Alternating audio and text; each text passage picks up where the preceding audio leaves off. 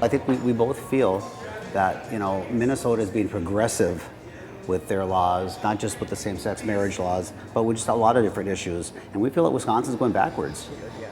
Alvin Berg and Vince Nelson have been a couple for 29 years.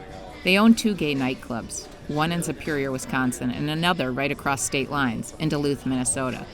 They live in Superior, but when Minnesota passed same-sex marriage last May, they started to wonder if they're living in the wrong state.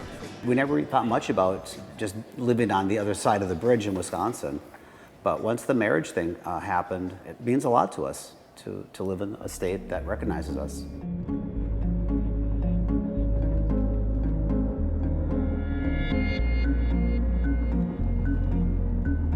I'm Monica Davey for the New York Times.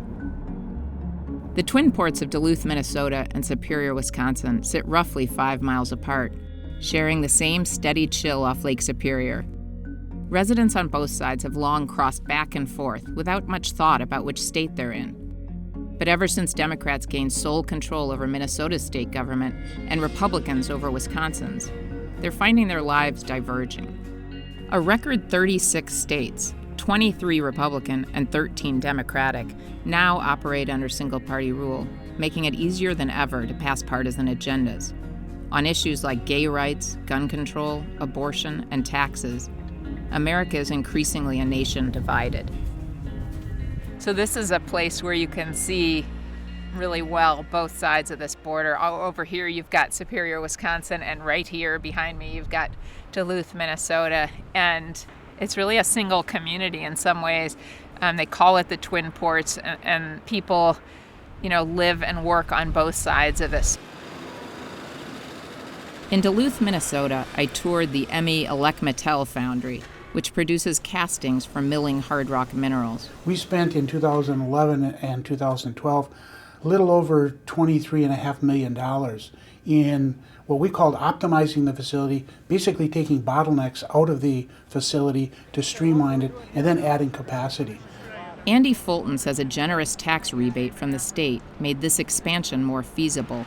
But last year, when Minnesota's government became all Democratic, it imposed a series of new business taxes. So my $23.5 million wouldn't go as far the next time we were to do an expansion. And if the law had changed earlier, we might have looked at that investment differently.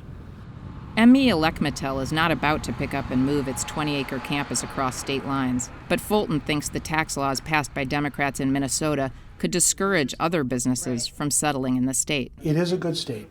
It has many, many positive benefits to it, and there's nothing wrong with paying taxes to support that.